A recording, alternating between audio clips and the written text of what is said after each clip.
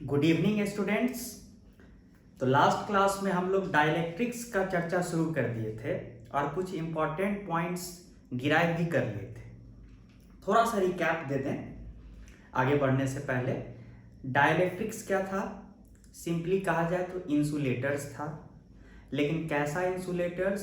Polarisable insulators, मतलब जिस material के अंदर प्लस माइनस चार्जेस के बीच सेपरेशन क्रिएट किया जा सके। ठीक है।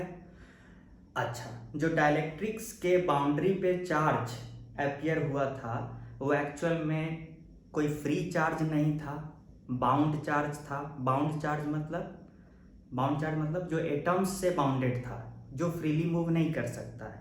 ठीक है, ये बात हुआ था।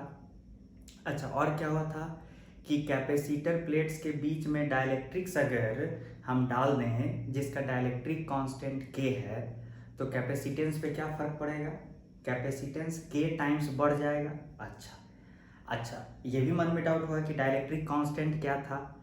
तो अगर इलेक्ट्रिक फील्ड स्ट्रेंथ को कोई भी डाइलेक्ट्रिक या इंसुलेटर के टाइम्स घटा देता है, ओरिजिनल के कंपैरिजन में अगर नेट इलेक्ट्रिक फील्ड को के टाइम्स घटा देता है कोई डाइलेक्ट्रिक, तो कहते हैं कि डाइलेक्ट्रिक का जो कांस्टेंट है, डाइलेक्ट्रिक कांस्टेंट, वो के है।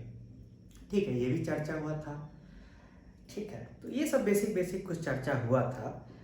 एक पॉइंट पे बच्चों को क्या डाउट आया, उस डाउट को हम फिर से क्लियर कर देना चाहते हैं आगे बढ़ने से पहले, वो ध्यान से सुनिएगा। मान लीजिए कि ये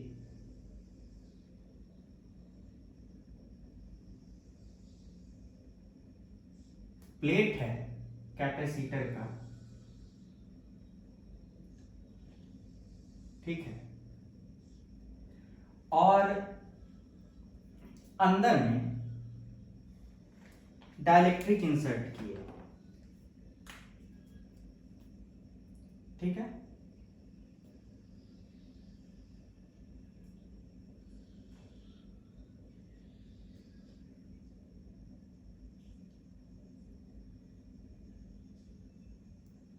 डाइलेक्ट्रिक इंसर्ट किए,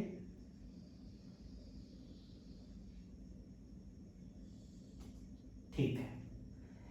इस वाले प्लेट पे मान लीजिए प्लस क्यू चार्ज है। कौन सा वाले?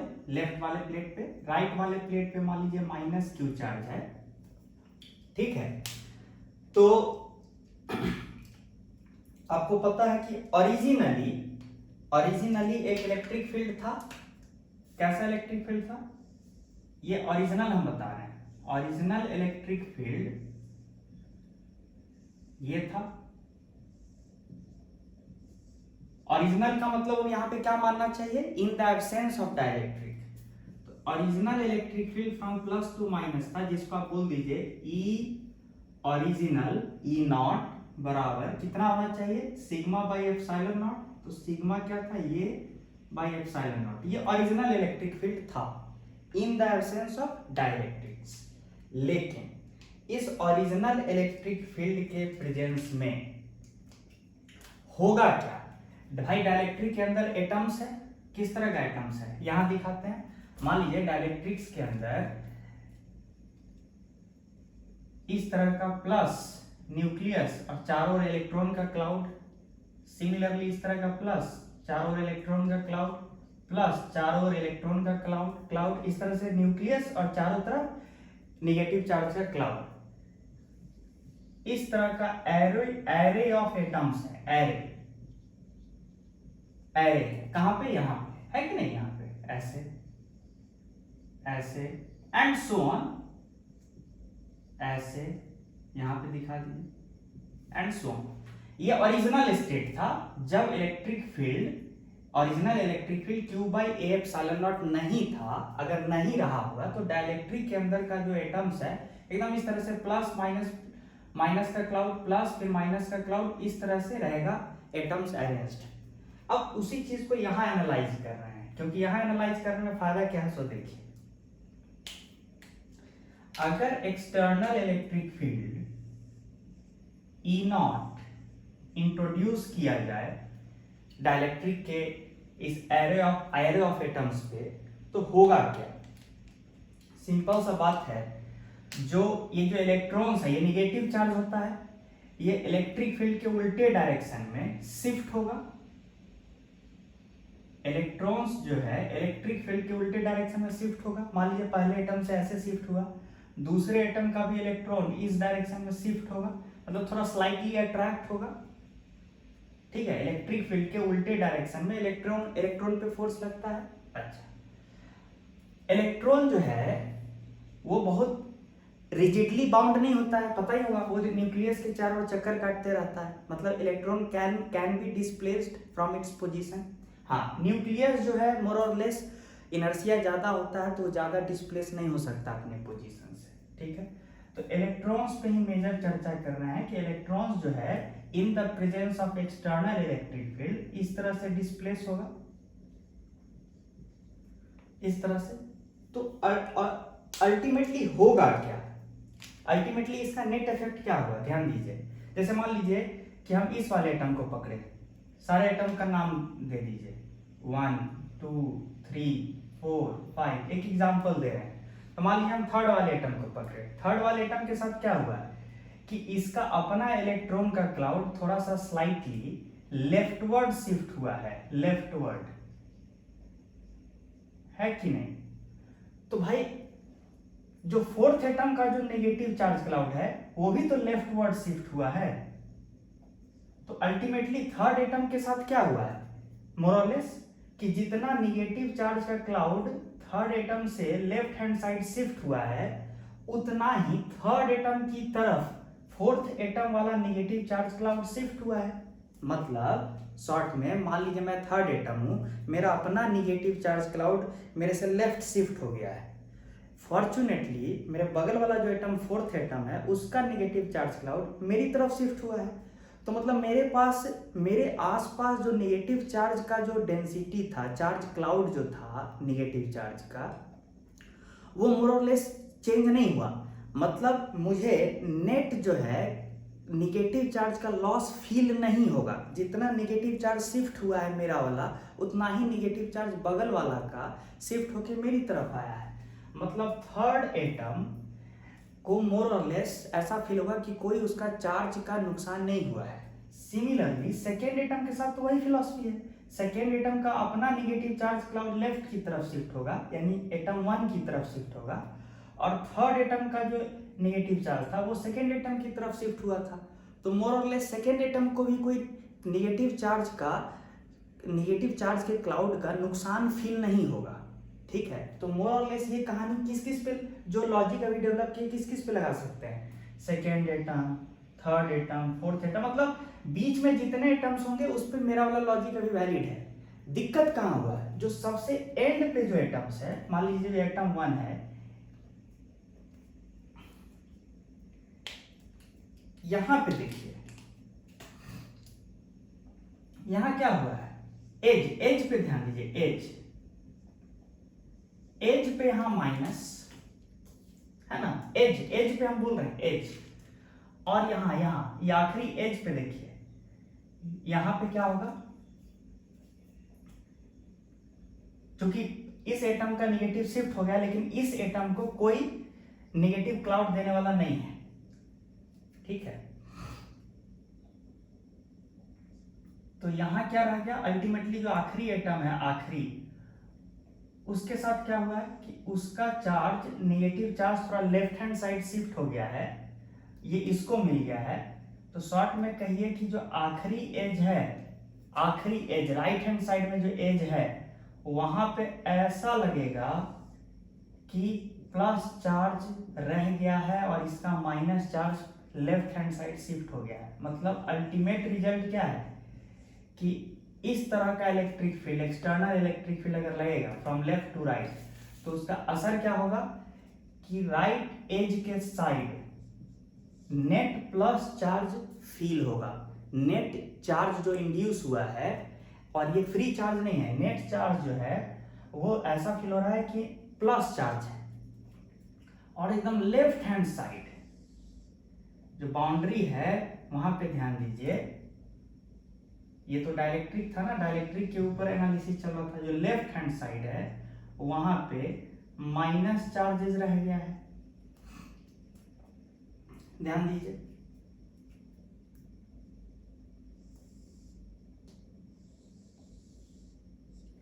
मतलब ये जो हम बना दिए बॉक्स टाइप का स्ट्रक्चर, यही ये डाइलेक्ट्रिक है।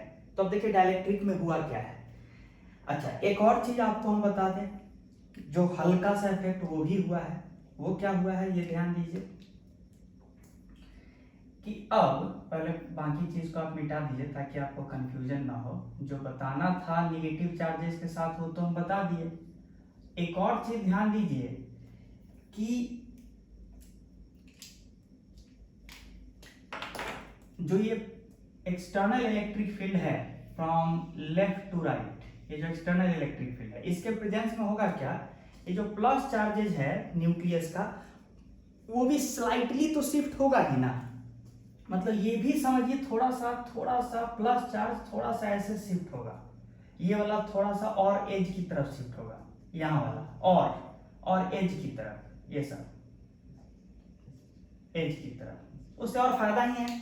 तो अल्टीमेट इफेक्ट क्या हुआ है कि एज वाला जो प्लस चार्ज है, इनफैक्ट एज वाला क्या सारा प्लस चार्ज थोड़ा थोड़ा राइट हैंड साइड शिफ्ट होगा, थोड़ा थोड़ा, उतना नहीं शिफ्ट होगा जितना नेगेटिव चार्ज शिफ्ट होगा, ठीक है, लेकिन plus charge right hand side थोड़ा थोड़ा शिफ्ट होगा। तो अल्टीमेटली क्या इफेक्ट दिखेगा कि right edge of the dielectric पे प्लस चार्ज का एक्यूमुलेशन दिखेगा। क्यों? क्योंकि अल्टीमेटली जो लास्ट वाला जो प्लस चार्ज शिफ्ट हुआ है, ठीक है ना, अब उसके आगे तो कुछ है नहीं, तो यहाँ प्लस यहाँ प्लस यहाँ प्लस, मतलब अल्टीमेटली राइट एज की तरफ प्लस चार्ज और लेफ्ट हैंड साइड की तरफ से थोड़ा का प्लस चार्ज उधर शिफ्ट हो गया, तो अल्टीमेटली लेफ्ट एज पे क्या फील होगा, ये माइनस, मतलब दोनों चीज एक साथ हो रहा है, माइनस चार्ज का शिफ्टिंग लेफ्ट हैंड साइड और प्लस चार्ज का slight shifting right hand side. और नेट इंपैक्ट क्या दिखेगा आपको कि यहाँ पे माइनस है इंड्यूस्ड और यहाँ पे प्लस है इंड्यूस्ड, और ये दोनों चार्ज को बाउंड चार्ज कहते हैं। बाउंड चार्जेस क्यों है बाउंड चार्जेस? भाई ये प्लस तो न्यूक्लियस वाला चीज है, और न्यूक्लियस वाला चीज है, साथ में इलेक्ट्रॉन का जो शिफ्टिंग हुआ था लेफ्ट हैंड साइड, उस वजह से नेट इंपैक्ट यहाँ पे क्या हुआ है कि प्लस चार्ज फील हो रहा है, क्योंकि निगेटिव चार्ज का डेफिशिएंसी है। और यहाँ क्या हुआ है अल्टीमेटली कि थोड़ा निगेटिव चार्ज का कंसंट्रेशन ज्यादा है, लेकिन किस वजह से ज्यादा है? ये सारा निगेटिव चार्ज का फ्री इलेक्ट्रॉन्स है, नहीं, वो एटम से ही जो बंधा हुआ है ना, ये वाला एटम, या फिर यहाँ समझिए ये वाला एटम, ये वाला एटम, ये जो एटम से ही बंधा हुआ है, जो ये जो बाउंडेड जो इलेक्ट्रॉन्स है निगेटिव इलेक्ट्रॉन्स, वो स्लाइड शिफ्टेड है टुवर्ड्स लेफ्ट। तो ये चार्जेस जो है एटम से बाउंड है, ये जो निगेटिव चार्जेस जितना है यहाँ पे लेफ्ट एज पे, ये सारा निगेटिव चार्ज एक्चुअली एटम्स से बाउंडेड है, इसीलिए इस तरह के चार्ज को क्या बोलिएगा, बाउंड चार्जेस, ठीक है, ये फ्री चार्जेस नहीं है। तो अब मेरे हिसाब से हमको लगता है कि आपका डाउट क्लियर हो गया होगा कि ये बाउंड चार्ज है, ये जो चार्ज इंड्यूस हुआ है ये बाउंड चार्ज है, ये फ्री चार्ज नहीं है, और क्यों ऐसा हुआ है ये भी फील हो रहा है। और बीच वाला जो एटम्स है वो मोर और लेस वहाँ पे चार्ज का सेपरेशन नहीं हो पाया है, मोर और लेस। क्यों? क्योंकि जितना नुकसान हुआ है किसी भी एटम को निगेटिव चार्ज क्लाउड का, उतना ही मोर और लेस कंपनसेशन अगले वाले एटम से हो गया है, मोर और लेस, ठीक है। तो ये कहानी है। तो एक डाउट था जो बच्चों का था सो क्लियर कर दिए, हम अपनी तरफ से कोशिश किए।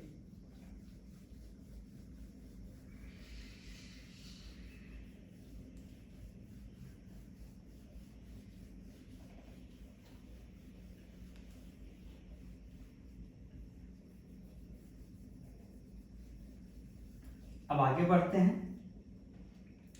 एक और इंपॉर्टेंट चीज ये ध्यान रखिए कि डाइलेक्ट्रिक है, अगर डाइलेक्ट्रिक है और इस डाइलेक्ट्रिक का डाइलेक्ट्रिक कांस्टेंट k है, तो इसका मतलब क्या बोले थे कि नेट इलेक्ट्रिक फील्ड जो ओरिजिनल इलेक्ट्रिक फील्ड होगा वो k टाइम्स घट जाएगा। मतलब अगर इस मीडियम में अंदर में एक प्लस q चार्ज रखे होते और इसकी वजह से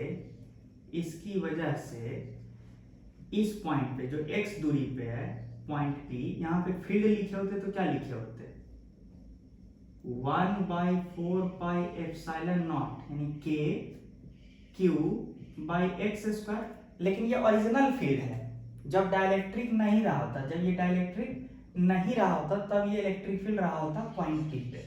लेकिन अब डाइलेक्ट्रिक है जिसका डाइलेक्ट्रिक कांस्टेंट k है, तो अब इलेक्ट्रिक फील्ड क्या हो जाएगा, नेट इलेक्ट्रिक फील्ड वो हो जाएगा ओरिजिनल डिवाइडेड बाई के, यानी नया इलेक्ट्रिक फील्ड ई न्यू, ठीक है, एट पॉइंट पी क्या लिखेगा, Q बाई 4πε0 के एक्स स्क्वायर। अगर पुरानी बातें आपको याद हो तो इसी के को हम लोग क्या बोलते थे, relative permittivity of the medium, ठीक है। यानी इस डाइलेक्ट्रिक का जो डाइलेक्ट्रिक कांस्टेंट के है उसी को दूसरे शब्दों में हम क्या बोल सकते हैं कि वो क्या है, relative permittivity of the medium है। जनरली इस टॉपिक के शुरू होने से पहले इसी के बदले आप ये सिंपल एप्सिलॉन लेटर भी यूज करते थे रिलेटिव परमिटिविटी के लिए, ठीक है। तो कहने का मतलब है जिस जो मीडियम का आप रिलेटिव परमिटिविटी वर्ड यूज करते थे वो एक्चुअल में डाइलेक्ट्रिक्स के केस में डाइलेक्ट्रिक कांस्टेंट के खुद है, ठीक है। अब अच्छा, इस लिहाज से अगर देखा जाए, अगर इस ये जो एनालिसिस हुआ, ये जो डिस्कशन हुआ, इस लिहाज से अगर देखा जाए तो कुछ कमेंट मेटल्स के बारे में किया जा सकता है, मेटल्स के बारे में और वैक्यूम के बारे में क्या किया जा सकता है, ये देखिए।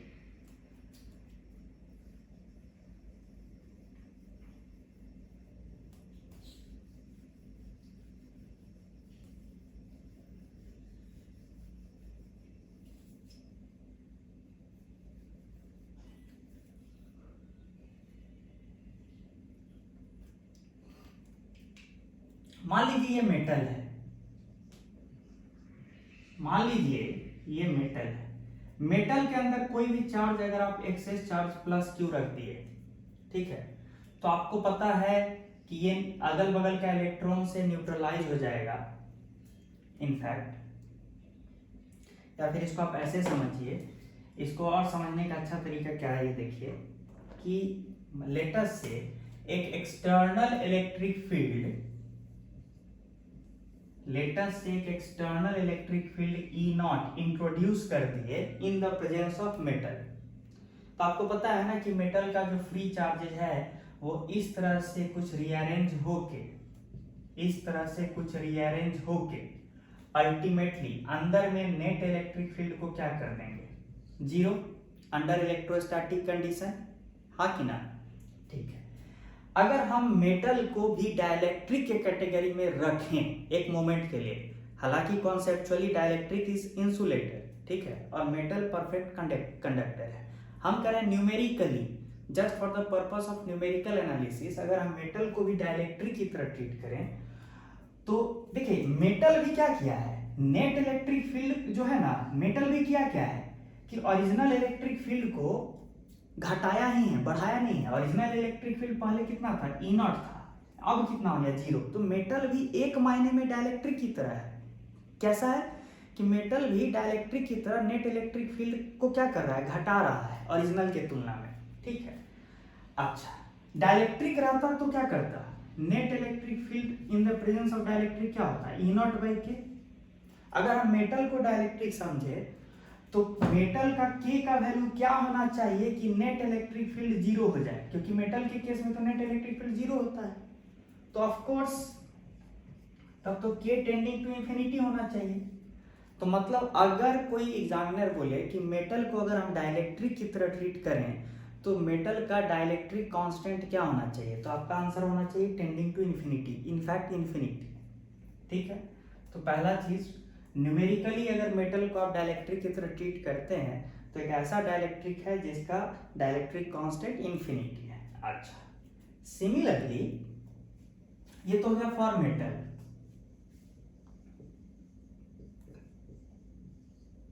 सिमिलरली फॉर वैक्यूम, आपको पता है ना कि वैक्यूम में अगर ई नॉट फील्ड एस्टैब्लिश करते हैं तो वैक्यूम उस फील्ड को डिस्टॉर्ट नहीं करता है अंडर नॉर्मल सर्कमस्टांस, ठीक है। तो अगर ई नॉट एस्टैब्लिश है और ई नॉट ही रह गया, मतलब कि आप ऐसे लिख दीजिए कि लेटस है कि वैक्यूम का डाइलेक्ट्रिक कांस्टेंट के वैक्यूम है, तो इसका मतलब है E naught divided by K vacuum should be equal to new electric field, लेकिन न्यू इलेक्ट्रिक फील्ड तो ई नॉट ही रहता है वैक्यूम में।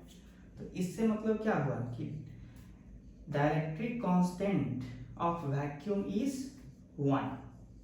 अगर वैक्यूम को आप डाइलेक्ट्रिक्स की तरह ट्रीट करेंगे तो उसका डाइलेक्ट्रिक कांस्टेंट क्या निकल के आएगा? 1 अंडर नॉर्मल सर्कमस्टांसेस।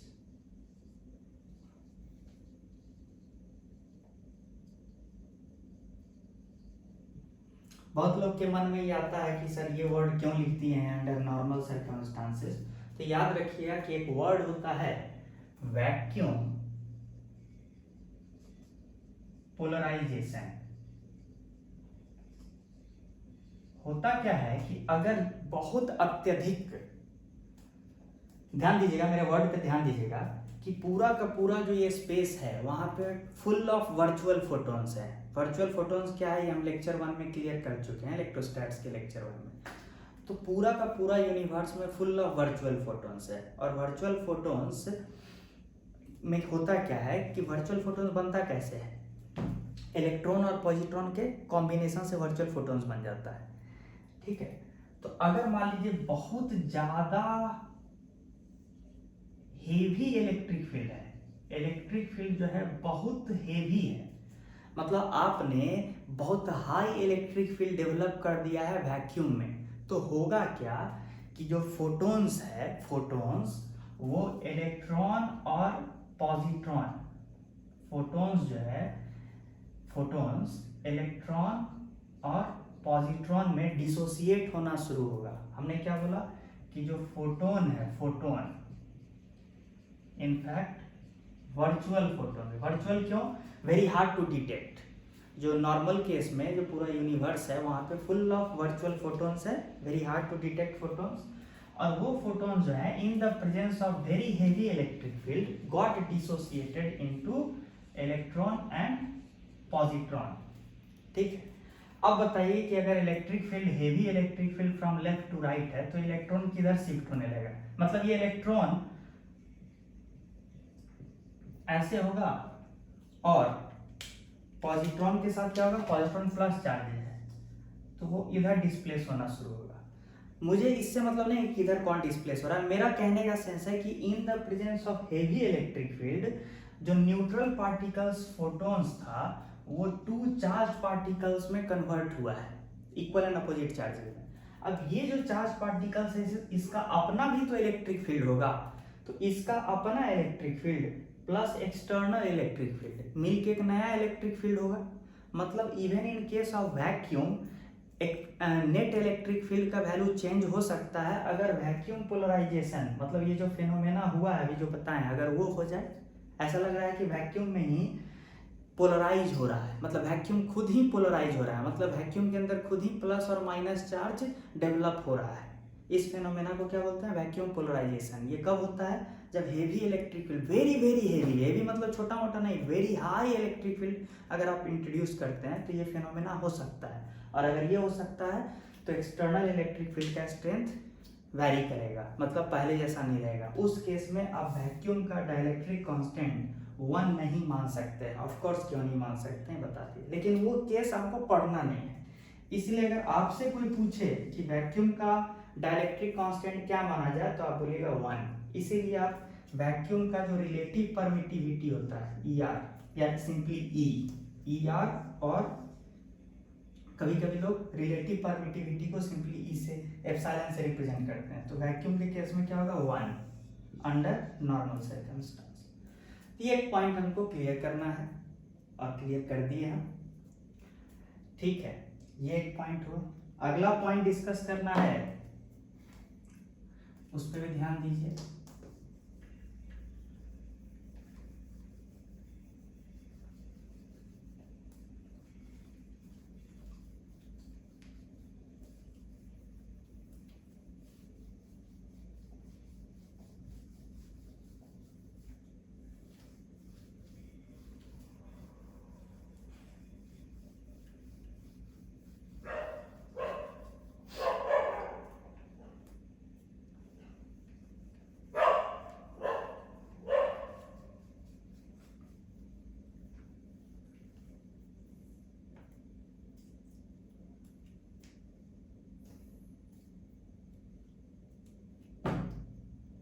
देखिए अगला पॉइंट क्या डिस्कस करना है कि एक डाइलेक्ट्रिक है,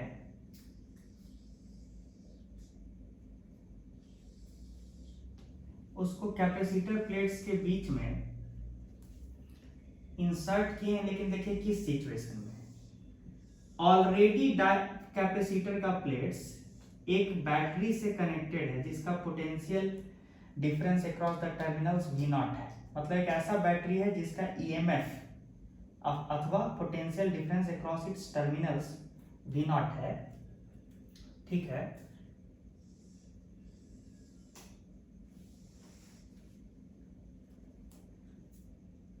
यहां पे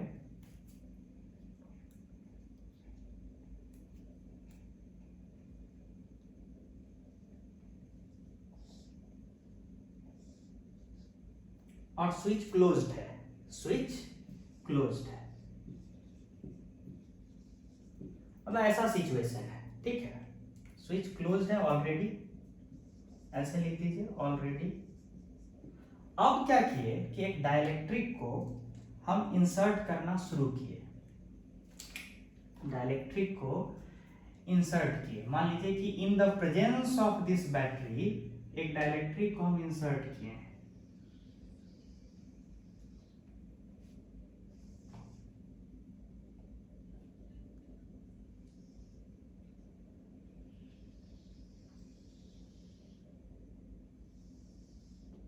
ठीक है, और डाइलेक्ट्रिक कांस्टेंट K है। मेरा कहना है कि अगर मान लीजिए प्लेट का एरिया A है, गैप है, जो ये गैप है, ये प्लेट्स के बीच का गैप अगर D है, मतलब प्लेट का एरिया A है, प्लेट के बीच का गैप D है, तो क्या अब भी even when there is a battery connected, क्या अब भी जो ओरिजिनल कैपेसिटेंस था A epsilon naught by D capacitor plates का जो ओरिजिनल कैपेसिटेंस था, क्या अब भी in the presence of battery K times बढ़ जाएगा? क्या बैटरी लगा के अगर हम प्लेट्स पे रखें और फिर डाइलेक्ट्रिक अंदर करें, तो क्या इवन इन दिस केस हम बोलेंगे कि न्यू कैपेसिटेंस जो है वो K टाइम्स ओरिजिनल कैपेसिटेंस है? क्या बोलेंगे? तो हम पहले जवाब देते हैं हाँ बोलेंगे, और ये हम प्रूफ कर देते हैं। क्यों? क्योंकि पिछला बार जब हम ये प्रूफ किए थे उस समय हम बैटरी नहीं लगा रहे थे, तो अब बैटरी लगा के प्रूफ करते हैं, ठीक है। लॉजिक बहुत सिंपल है। जब आप स्टेडी स्टेट पे बात करें तो इस सर्किट से कोई करंट फ्लो नहीं कर रहा होगा। आपका मन हो तो एक रजिस्टर भी लगा दीजिए, उससे कोई फर्क नहीं पड़ता है, ठीक है, क्योंकि स्टेडी स्टेट पे सर्किट में कोई चार्ज का फ्लो नहीं होता है। जो चार्ज यहाँ आना होता है, मान लीजिए प्लस में आ चुका है, जो चार्ज यहाँ प्लेट पे आना था वो आ चुका है माइनस की, ठीक है। डेफिनेशन ऑफ कैपेसिटेंस क्या होता है? डेफिनेशन कि whatever charge is there on capacitor plates divided by potential difference between the plates is capacitance. यही डेफिनेशन है कैपेसिटेंस का। तो अब हम निकालते हैं कि अभी इस सिनेरियो में कैपेसिटेंस क्या है। तो अब ध्यान दीजिए, स्टेडी स्टेट पे जो बैटरी का लोअर टर्मिनल का पोटेंशियल है वही पोटेंशियल इसका होगा, ठीक है। तो मान लेते हैं हम अपने सुविधा के लिए हम इसको जीरो लेवल मान लेते हैं, तो ये जीरो है तो ये भी जीरो होगा, क्योंकि स्टेडी स्टेट पे वायर में कोई करंट फ्लो नहीं कर रहा, तो तब तो ये जीरो, तो ये भी जीरो लेवल पे। और अगर ये भी पोटेंशियल V0 लेवल पे होगा, अगर ये जीरो पे है तो ये हायर होगा ना, कितने से हायर होगा? V0 से। तो ये V0 है तो ये भी कितने पे होगा? V0। तो मेरा कहना है कि इसका मतलब प्लेट्स के बीच का जो पोटेंशियल डिफरेंस है वो कितना है? V0 है। अच्छा, V0 है। एक बात बताइए, अगर डाइलेक्ट्रिक नहीं रहा होता उस केस में electric field due two plus Q and minus Q क्या रहा होता? मतलब ऐसे समझिए, electric field in the absence of dielectric क्या रहा होता? इसको ई ओरिजिनल बोलिए, ई ओरिजिनल क्या रहा होता? Sigma by epsilon not. Sigma क्या होता है? Charge Q divided by area A of the plates, ठीक है। एरिया कौन सा है वो आपको पता होना चाहिए, जो दिखाया नहीं है पीछे से, ये वाला एरिया,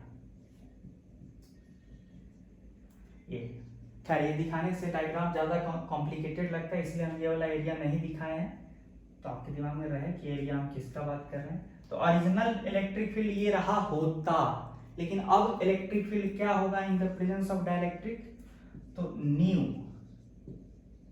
क्या होगा, ओरिजिनल डिवाइडेड बाय के, यानी कितना, Q by A epsilon not into के, ऐसे। तो इलेक्ट्रिक फील्ड अंदर में जो अब जो होगा इलेक्ट्रिक फील्ड अब जो होगा, अब न्यू वो ओरिजिनल का के टाइम्स होगा, यानी Q बाई के ए एप्सिलॉन नॉट। लेकिन हमको पता है कि potential difference between the plates अगर निकालना है तो electric field multiplied by gap between the plates, वही ना पोटेंशियल डिफरेंस देगा। तो potential difference between the plates, ठीक है, क्या देगा, इलेक्ट्रिक फील्ड यानी ई न्यू इनटू गैप डी। आपको पता है ना पोटेंशियल डिफरेंस, अगर इलेक्ट्रिक फील्ड यूनिफॉर्म है, इलेक्ट्रिक फील्ड अगर यूनिफॉर्म होता है तो तब हम पोटेंशियल डिफरेंस इस तरीके से निकाल सकते हैं, इलेक्ट्रिक फील्ड मल्टीप्लाइड बाय जितना गैप है दो पॉइंट्स के बीच, दो प्लेट्स के बीच, यहाँ पे उससे मल्टीप्लाई कर दिए। अच्छा, तो ऐसे लिख सकते हैं क्यू डी बाई के ए एप्सिलॉन नॉट, मतलब न्यू कैपेसिटेंस क्या होगा, Q divided by potential difference Q D, और के ए एप्सिलॉन नॉट ऊपर चला गया तो कितना होगा, के A epsilon naught by D. ध्यान दीजिए, even in the presence of battery new capacitance is के टाइम्स द ओरिजिनल कैपेसिटेंस। तो ये रिजल्ट वेरी वेरी इंपॉर्टेंट है कि बैटरी के प्रेजेंस में डाइलेक्ट्रिक रखिए या बैटरी के एब्सेंस में, डाइलेक्ट्रिक जो है ओरिजिनल कैपेसिटेंस को के टाइम्स बढ़ा देगा, ठीक है, ये बात इंपॉर्टेंट है।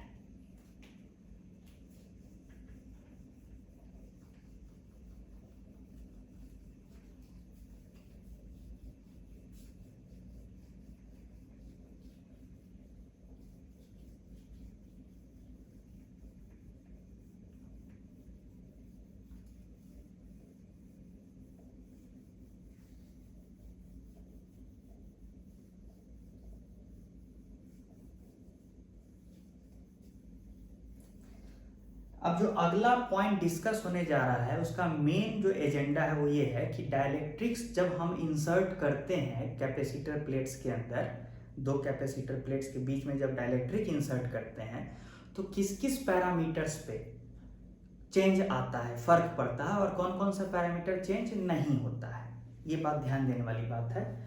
तो हम उस पे आते हैं, ठीक है। तो अगला टॉपिक वही है कि what is the effect of inserting dielectric between the two capacitor plates in the absence of battery as well as in the presence of battery, ठीक है।